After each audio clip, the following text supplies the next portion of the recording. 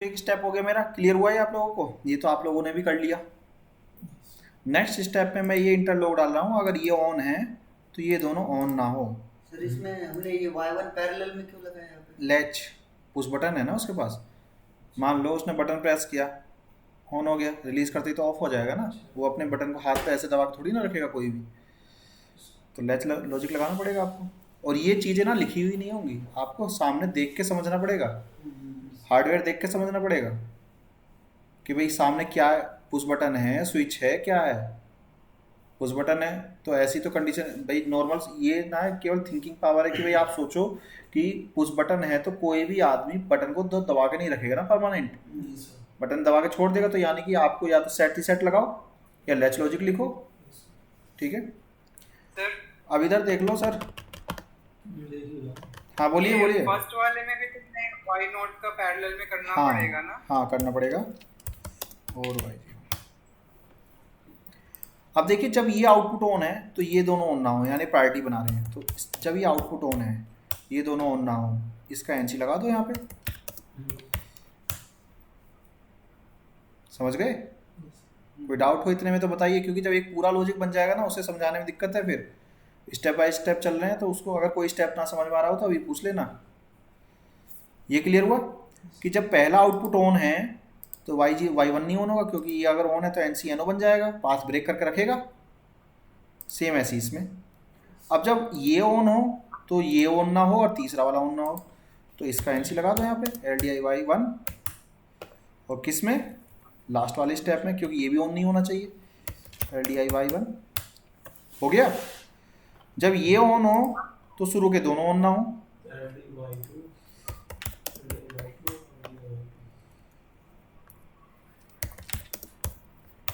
ये बन गई प्रायोरिटी।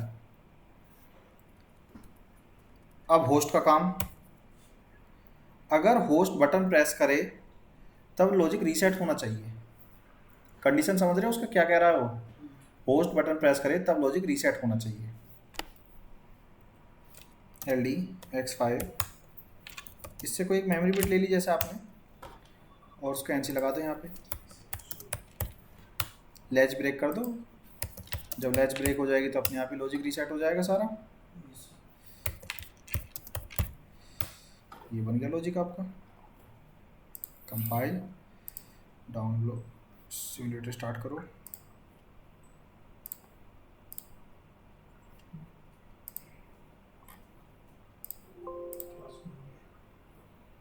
इसे ऑन किया, आउटपुट ऑन हो गया। अब भाई बटन को तो छोड़ देगा वो।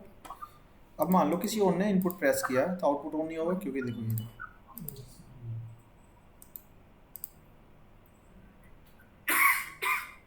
ठीक है। ये कैसे ऑन हुआ, आउटपुट ऑफ कैसे हो गया? चलो एक बार लैच कर लेते हैं, इसको रीसेट कर देता हूँ। ऑन नहीं होगा, यहाँ पे भी गलत हो गया ये, x3 x4।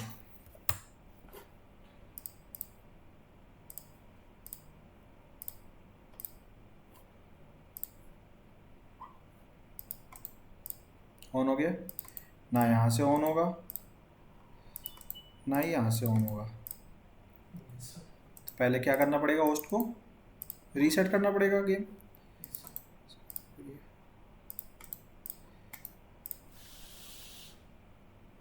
समझ गए? लॉजिक का सॉल्यूशन शेयर नहीं कर रहा हूँ, खुद से बनाइएगा। अब यही काम अगर आपको एम सी आर से करना पड़े, खुद से बनाओगे एम सी आर का यूज़ करके, या मैं बनाऊँ? देख लेते L D I X five M C N zero section बनाने का काम करता है, ये बताया गया था ये instruction, M C R N zero. इस पूरे लॉजिक को मैंने इन दोनों के बीच में रख दिया। अब क्या होगा, जब तक मास्टर कंट्रोल सेट नहीं होगा तब तक लॉजिक नहीं चलेगा। जैसे इसको ऑफ करोगे इनपुट को, सारा लॉजिक रीसेट हो जाएगा, सारा इंटरलॉक ख़त्म, एम जीरो की जरूरत ही नहीं है अब लगाने की बार बार।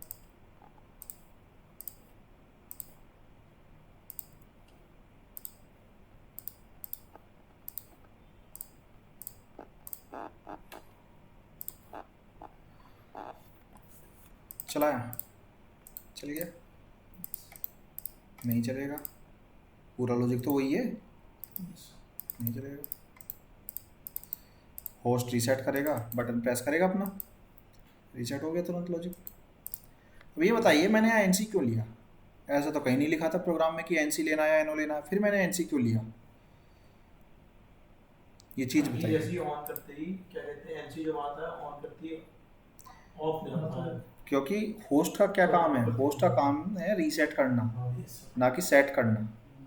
लॉजिक ने उसने ये लिख कर दिया है कि इफ़ होस्ट प्रेस X5 ये ऑफ हो जानी चाहिए, तो यानी कि वो पहले से सेट रहेगा डिफ़ॉल्ट, तो आपको एनसी लेना ही पड़ेगा फिर तो इस तरह से आपको एक एक लाइन को ध्यान से पढ़ना पड़ेगा, उस लाइन में ही उसका लॉजिक लिखा हुआ है उसको समझना पड़ेगा, तब जाके आप प्रोग्राम बना पाएंगे। ये क्लियर हुआ? कोई डाउट इसमें? नहीं है, अच्छा है। चलिए दूसरा क्वेश्चन देखिए। सर ये हमने बोलिए। एक बार से थोड़ा ऊपर करना, हम्म, जो हमारा X3 X4 था इसको सीरीज में क्यों लिया था? क्योंकि इसने लिख के ही ऐसा दिया है। Y2 will be on when X3 and X4 are pressed at the same time.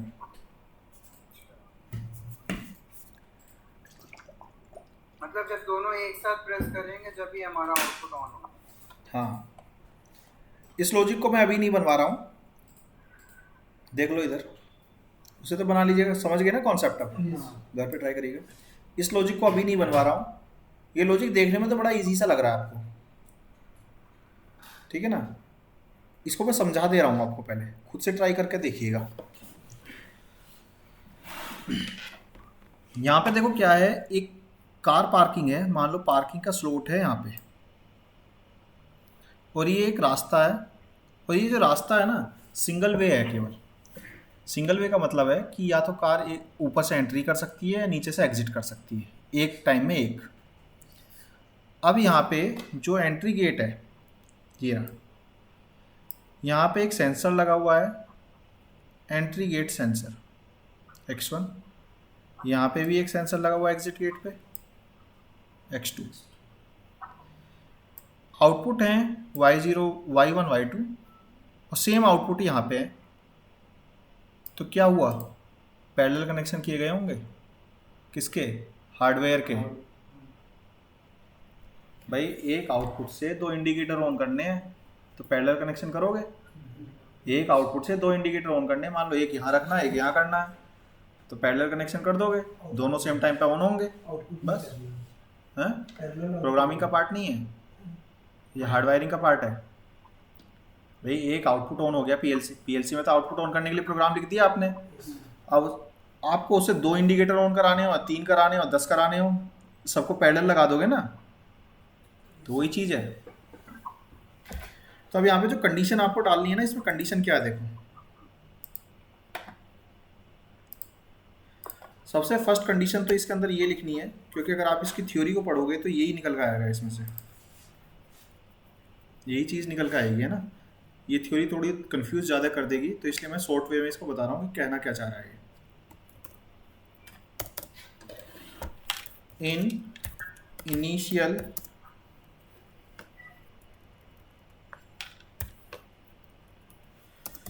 Condition green light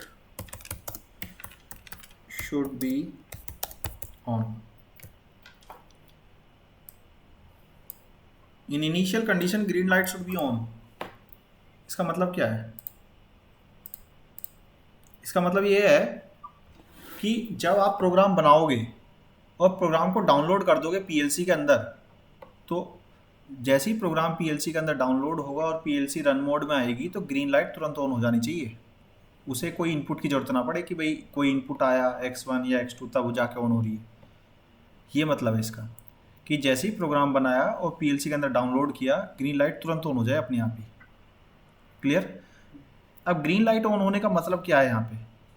इसका मतलब है कि पाथ इज क्लियर, रास्ता क्लियर है, या तो ऊपर से कार अंदर जाए या नीचे से ऊपर आए। भाई इंडिकेटर लगाने का तो मतलब यही है, वो दो इंडिकेशन दिखा रहा है, रेड है तो यानी कि पाथ कवर है, अगर नीचे से आ रही है तो ऊपर से कोई कार ना जाए, या ऊपर से नीचे जा रही है तो नीचे से कोई कार बाहर ना निकले, क्योंकि वन वे है। और ग्रीन है तो क्लियर है रास्ता।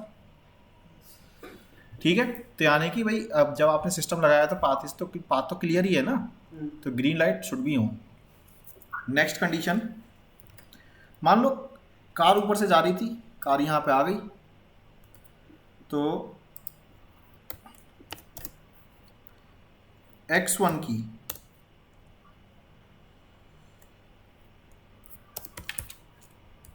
राइजिंग पल्स आएगी, R लिख देता हूँ मैं, R का मतलब है RP लिख दूँ या RP, क्योंकि भाई देखो जब सेंसर कार यहाँ पहुंची, सेंसर पहले से तो ऑफ था, भाई जब कार पहुंचेगी तभी तो सेंसर सेंस करेगा।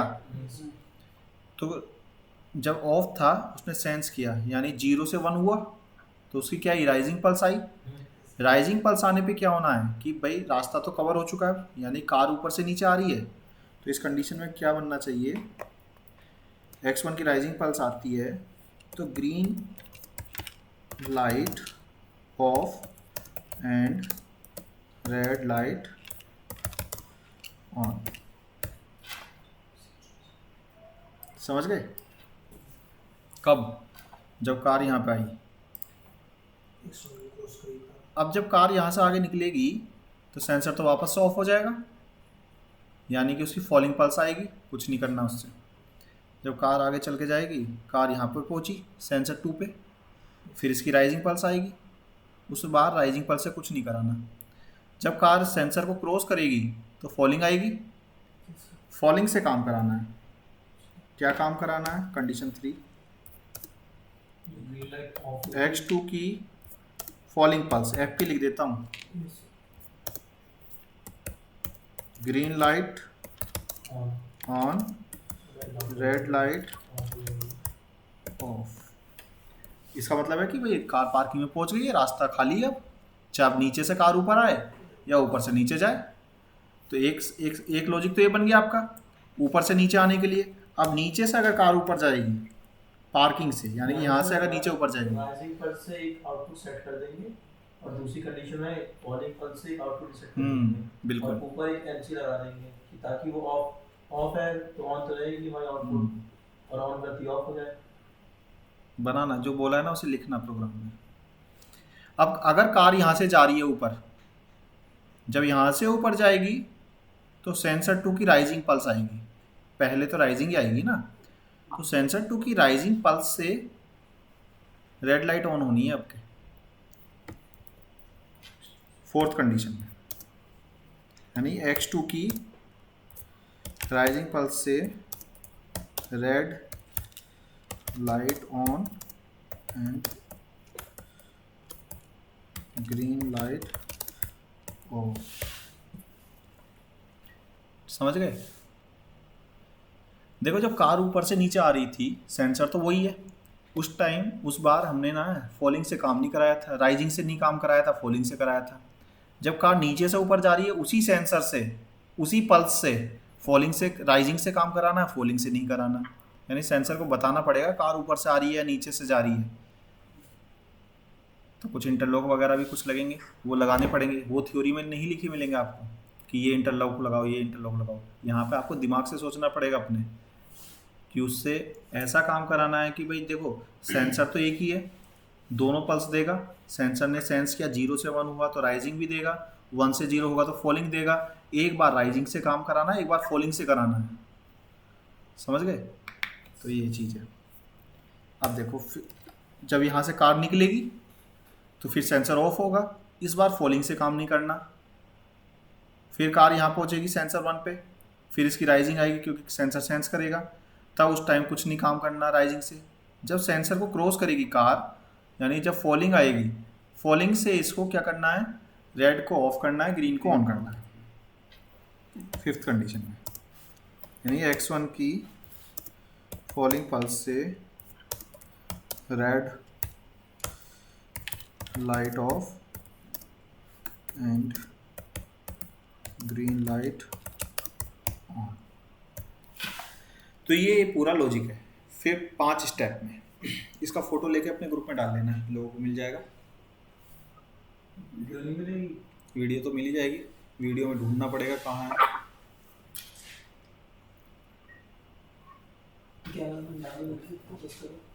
नेक्स्ट क्वेश्चन देखते हैं। मोटर फॉरवर्ड रिवर्स स्टार्टर जानते हैं या नहीं जानते हैं? मोटर फॉरवर्ड रिवर्स है, यानी कि मोटर को फॉरवर्ड डायरेक्शन में चलाना है, रिवर्स डायरेक्शन में चलाना है। मोटर फॉरवर्ड रिवर्स स्टार्टर के अंदर कितने इनपुट होते हैं?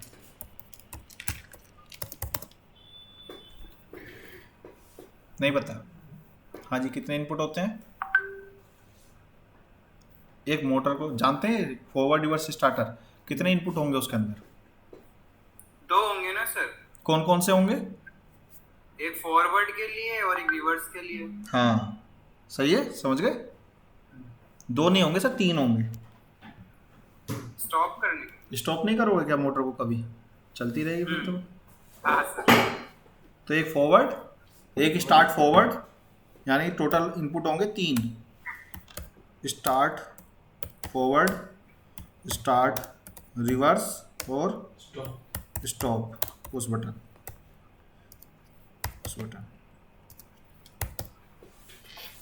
ठीक है। आउटपुट कितने होंगे? आउटपुट एक मोटर है, आउटपुट तो एक ही होगा। उसको फॉरवर्ड और रिवर्स चलाना है, तो कितने आउटपुट होंगे? क्या आउटपुट 2 होंगे सर, एक फॉरवर्ड का एक रिवर्स का। मोटर तो एक ही है।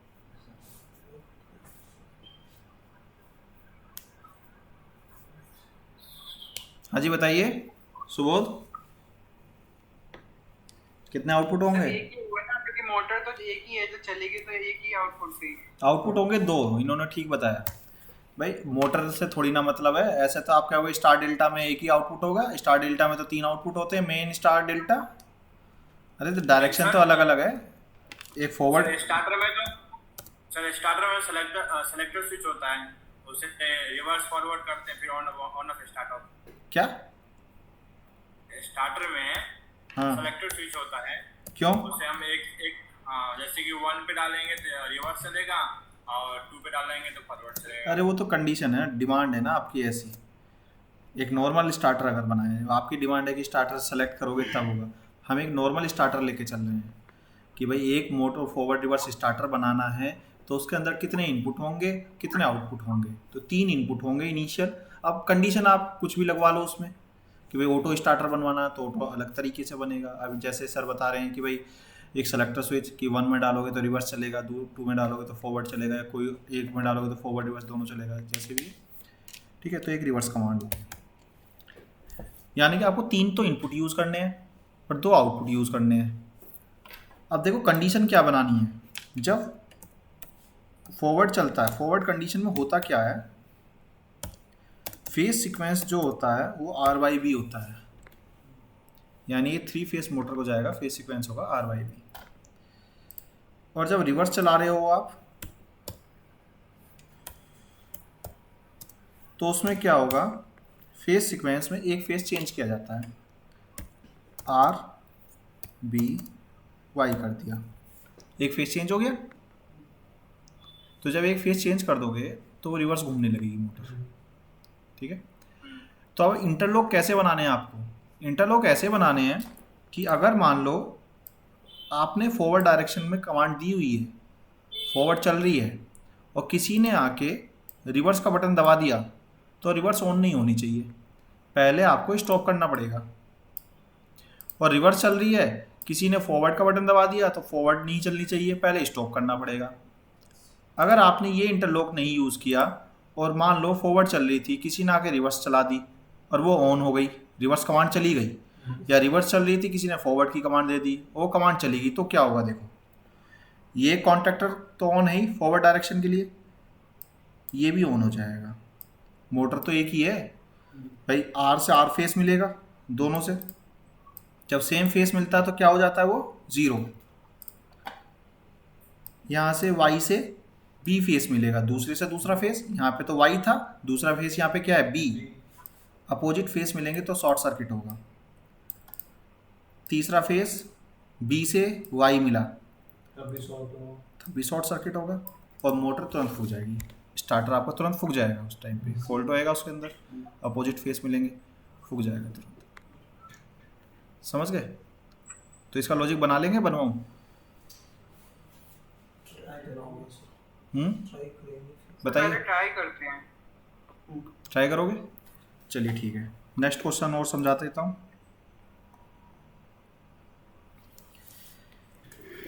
Colour selection by giving command through selector switch. इसमें देखिए क्या है, यहाँ पे एक सेलेक्टर स्विच है ये, जहाँ से आप कलर सेलेक्ट करते हो। कलर मेकिंग मशीन है एक तरह की, ठीक है। यहाँ से आप कलर सेलेक्ट करेंगे। एक ऑन ऑफ स्विच है और एक आउट, ये आउटपुट है 2। अगर आप यहाँ पे इस X1 को ऑन करते हो, X1 को ऑन करने का मतलब है कि X1 को सेलेक्ट करते हो। X1 पे क्या कलर है? येलो।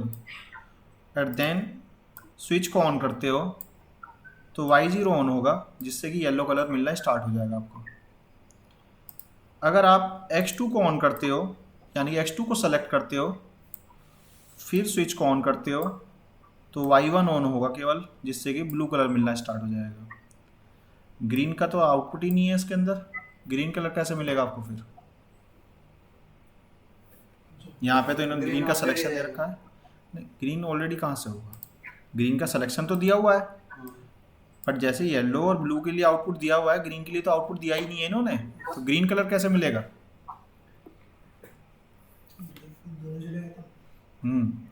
ग्रीन कलर कैसे बनता है? येलो और ब्लू को आपस में मिलाओगे तो ग्रीन कलर बनेगा। यानी कि जब आप ग्रीन कलर सेलेक्ट करोगे और स्विच को ऑन करोगे तो दोनों आउटपुट एक साथ ऑन होंगे। ये दोनों आउटपुट एक साथ ऑन होंगे, जिससे कि आपको ग्रीन कलर मिलने लगेगा। समझ गए? क्वेश्चन क्लियर है? कोई डाउट हो तो बताइए। कोई डाउट नहीं है? ठीक है, नेक्स्ट।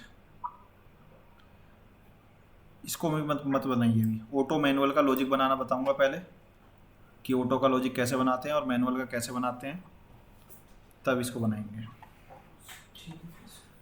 तो एक ट्यूटोरियल में तो ये क्वेश्चन थे। ये वीडियो वीडियो ले लो।